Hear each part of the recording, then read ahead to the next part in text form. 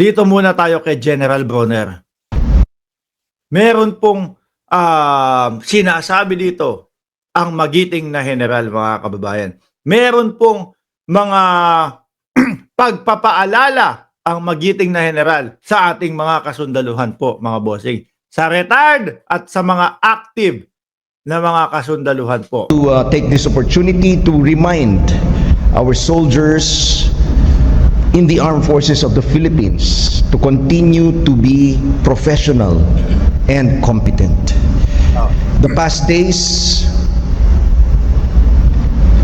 days, we have seen a myriad of events that transpired in our country. Actually, hindi lang past day, halos isang taon na din ho, mga kababayan. Simula po nang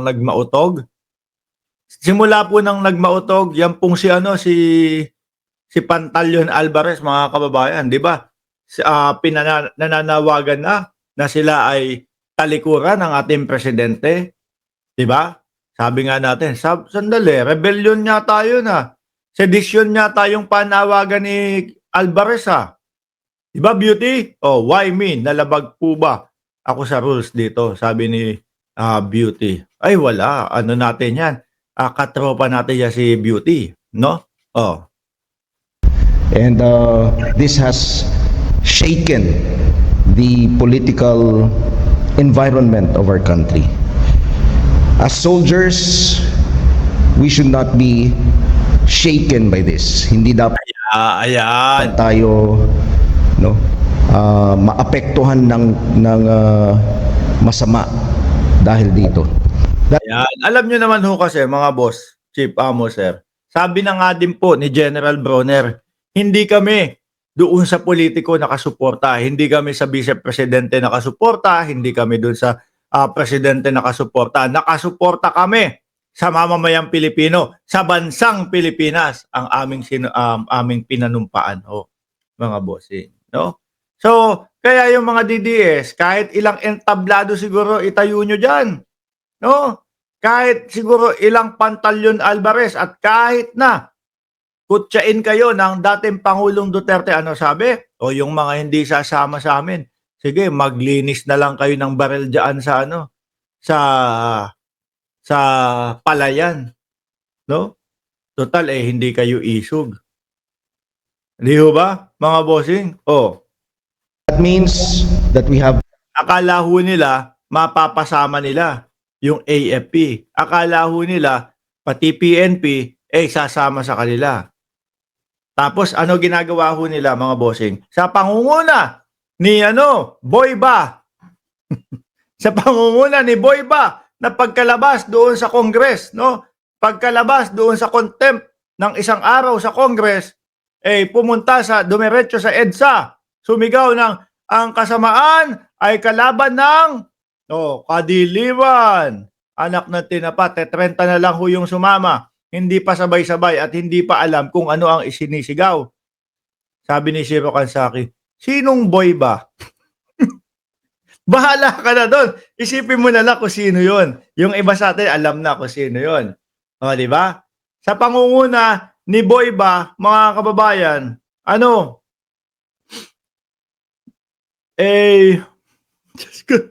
nawala ako kay Shiro Kasaki.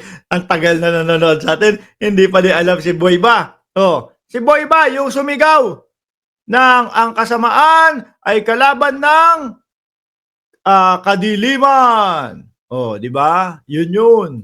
Yun na yun, si Roque, walang iba. to follow the chain of command.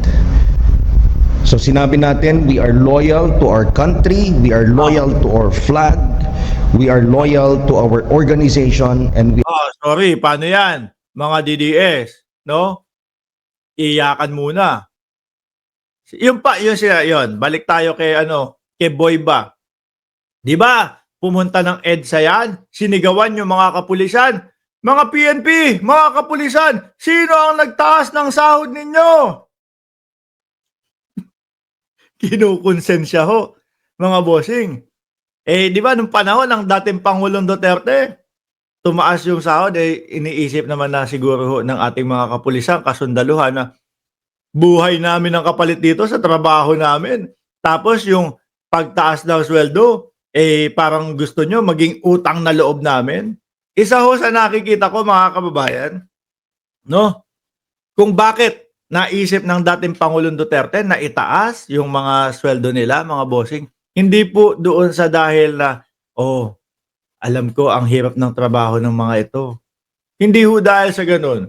Tingin ko ho, iniisip ng dating Pangulo, magagamit namin itong mga ito. No? Kung sakali na hindi na kami nakaupo at gusto namin pabagsakin ng gobyerno, itong mga ito, dahil kami ang nagtaas ng sweldo, papaulit-ulitin namin sa kanila na sa Digong ang nagtaas ng sweldo sa kanila, kaya dapat sumama sila sa aming pag-aaklas. Kaso ho, hindi ho nangyayari. No? Matalino ho ang ating AFP, matalino ho ang ating mga kapulisan. Nandiyan ka na, nakamtan mo na yung pinapangarap mo, tapos sisirain mo lang ho. Dahil saan?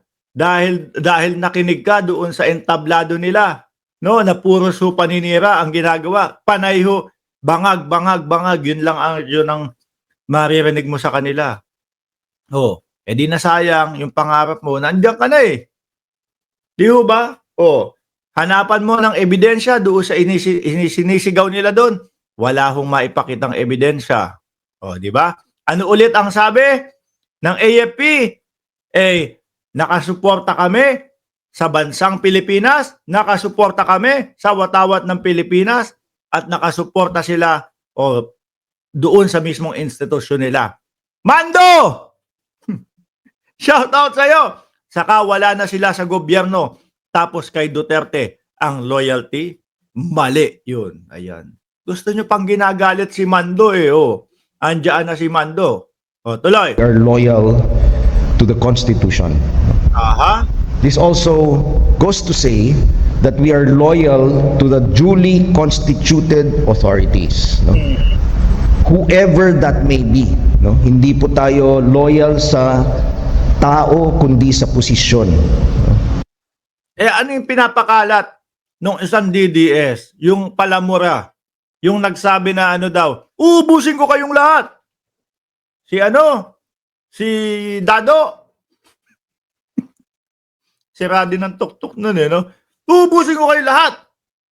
PI kayo lahat. Ganyan. Pag may nangyari sa vice-presidente, ubusin ko kayo lahat. Pikunin ko kaya araw-araw si Dado.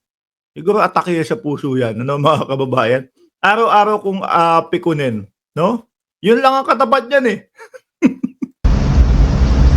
And in that vow that we took, VOW, no? Yung vow natin, yung panata natin, sinabi natin na we will continue to uphold the Constitution. So, dapat din dito sa mga retarded general. Retired. Pasensya na medyo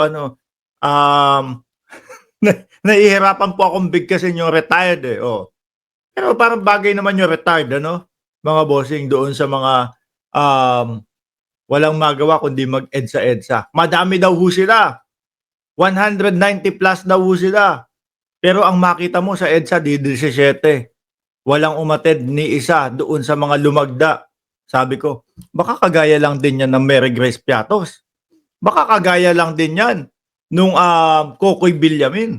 No? Mga inventong pangalan at gawa-gawang pangalan para magmukhang madami yung mga retard na mga sasama sa pag-aaklas daw po. Anyway, baka hindi nyo alam ang ibig sabihin ng posisyon na retired, no? Wala na kayo. Osla na kayo. Ibig sabihin, pahinga na. Magganchilyo na lang kayo diyan sa bahay ninyo. Di ba, Mando? Yun lang po ang isipin natin para hindi tayo ma-confuse. Very clear yung ating mandate. Tingnan mo si Ma'am Carmen Lee. Retired kami ng Mr. Ko. Hindi kami sumama sa rally. Di ho ba mga kababayan? Isa pa din po si General Dionisio Santiago, mga kababayan. Retired ho yun. Diba sabi niya? Eh kung gusto mo sundin ka namin, Duterte, magpresidente ka ulit. Di ba? Oh. Eh, hindi naman daw po talaga lahat ng retired sumama dyan o sasali dyan. Ilan-ilan lang ho sila at baka yung iba dyan, mga bossing, wala. No? Mga ano lang, mga Mary Grace Piatos at mga Kokoy Villamin lang din ho, mga kababayan. Anyway, pangatlo natin yan. Dakuin natin yung pang-apat. Aba. Unit 27 and 28 is still available. Ang mahal ng bahay dito. 70 milyong piso. Just go. Anyway, okay. Sa good news, at least. Okay.